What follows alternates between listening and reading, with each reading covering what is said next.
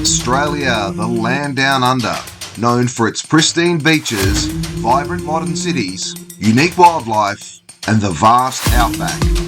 It's also home to Bison and Bears Chris Simmons. Chris Simmons, are you up for the Groovy G Replica Belts Big Gold Leather Challenge? I'm ready to go. Let's do it. The Groovy G Leather Challenge has been accepted. Okay, Chris, let's get straight into the leather on this strap. Now, we can see it's an NWO custom. Now, did you spray paint on those NWO letters, or did it come like that from the customer? Well, the NWO themed belt was the brainchild of the customer. I was releathering the belt for, and luckily enough, he'd already applied the spray paint to the main plate with NWO written across it. I'm happy he did, because I'd be a bit nervous doing it myself. I feel like you get one shot at that, but he did it very well, and I was happy just to take it with the leather and just go from there. So what sort of direction did you get from the customer in regards to where he wanted the stamps, where he wanted any particular logos, that sort of thing? Well, he had some ideas regarding stamps on both sides. It was a NWO tribute belt, so to have the NWO embossed in leather on both sides was an important part of the belt. Also, having some NWO logos within the snap box, I remember being a specific direction. The texture was another one. It's quite a fitting texture because it sort of flows well with the belt. Also, the strap shape was a direction of his where he wanted those rounded ends with no sort of tapered ends after the side plates. So all in all, I think his idea sort of came to life, and it flows really well as a belt. You're absolutely right. This is a beautiful belt, particularly that camo tooling in the snapbox area. That really highlights some of your skill here.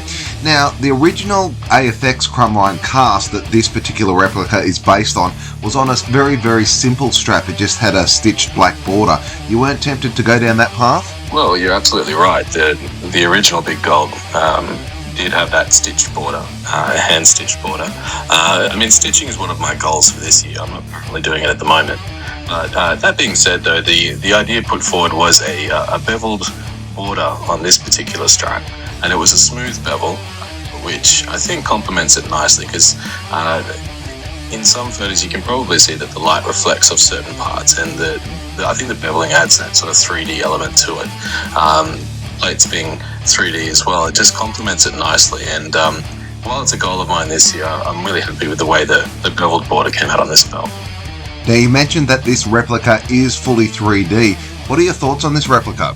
Well, I can safely say I'm a big fan of the Groovy G Big Gold. I own one myself, and I'm just mega impressed with the details on it, the quality.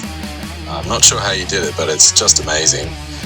I've got a nameplate on order to put on mine, I think alongside your order from Figure 4 Championship, so I can't wait to do that. But yeah, it's truly an amazing Big Gold, and I've owned several, I've releathered a lot, and this one really knocks it out of the park.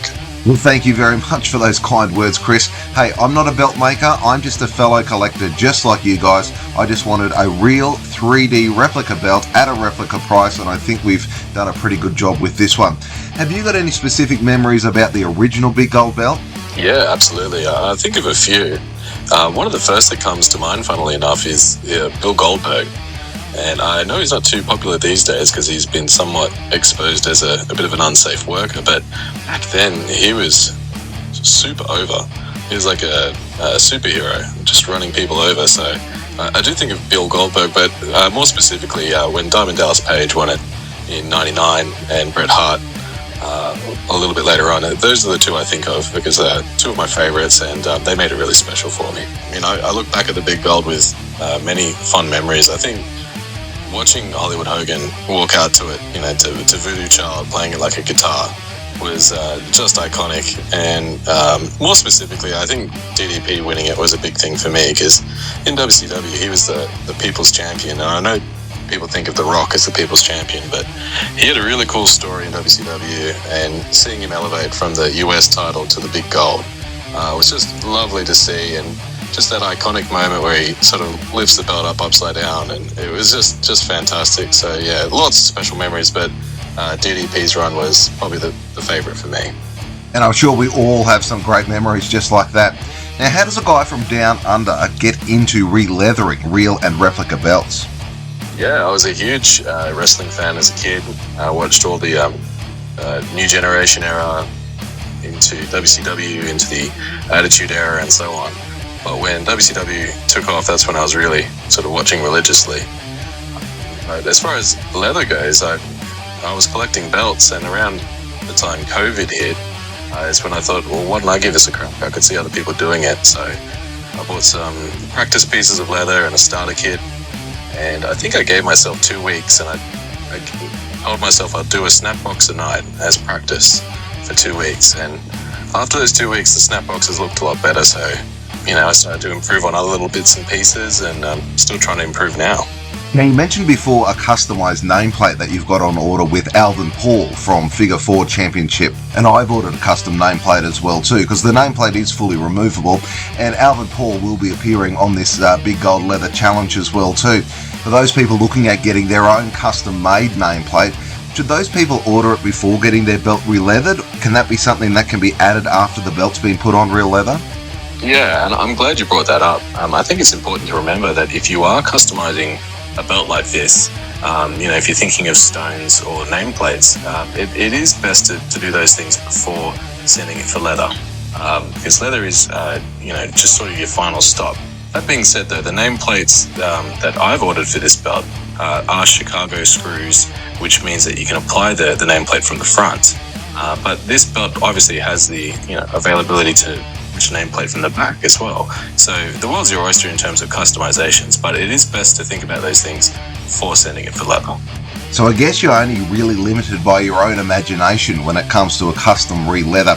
If people wanted to put another famous wrestler, or maybe their own initials, or their own family crest, or maybe a different coloured strap, or maybe a company logo, would that be something you could do?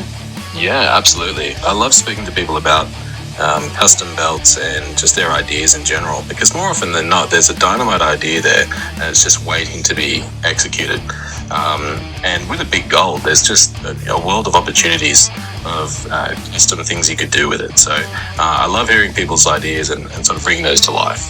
And you're based in Australia, so primarily your customers would be here in Australia, New Zealand, the Pacific. What sort of price range are we looking at for someone to get their belt re-leathered by you? Yeah, that's right. The majority of my customers are collectors in Australia.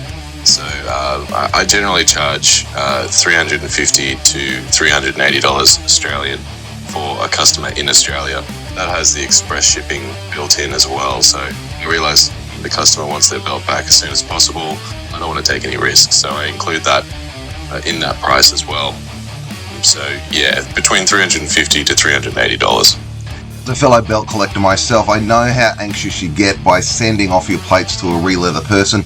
Will they get lost in the post? Will they show up? Will they make their way back? Particularly when you put a big investment in the actual plates themselves. Now, because this is a replica, all of the bolts on the back of the plates are all in the same spot. So you could probably do a send-out strap off a template if people didn't want to send their plates in. Will you be offering send-out straps? Yes, I will be offering send-out straps for the Groovy G Big Gold replica. And the great thing about this replica is that, as you mentioned, the bolts are all in the same spot, so it makes a send-out strap possible. So yes, I will be doing that. Now, we've seen your work, it's top-notch, you've given us the prices, you've told us you can customise things. How can people get into contact with you? How can people see more of your work? Have you got a website? Are you on Facebook? Where can people get in touch with Chris Simmons from Bison and Bear? My buddy Alvin and I started a Facebook group called Championship Leather Marks. We started that page because that's what we are, and it's just a really nice group where people are able to share their leather crafting, leather picks, share new ideas, processes, techniques, and I encourage all leather crafters to share their work there, and also collectors to share their favorite leather straps and sort of their favorite crafters, that sort of thing. It's a fantastic page to share new ideas, so I encourage everyone to join that page and enjoy the content. I should mention that I'm also an admin on that group, so if anyone wants to drop a line or chat leather, more than happy to chit chat over that group on Championship Leather Marks. And this year we'll be launching an Instagram page shortly as well, which I'm excited about. But in the meantime, that group is where all my content is, and I encourage everyone to join. So as Chris alluded to, these re-leather guys are a pretty tight group, so this isn't a competition to figure out who is doing the best leather, rather an opportunity to showcase their skills so you at home can figure out which leather person will be the right fit for you. And even though it isn't a competition, that doesn't mean there won't be a winner, and that winner could be you. Just by liking and subscribing to any episode on the Groovy G Replica Belts Big Gold Leather Challenge, you go into the draw to win your very own big gold replica that has been fully re-leathered by the leather crafter of your choice. A big thank you to Chris Simmons from Bison and Bear for joining us on this episode. Make sure you keep your eyes peeled for the next installment. Until next time, take care. It's bye for now.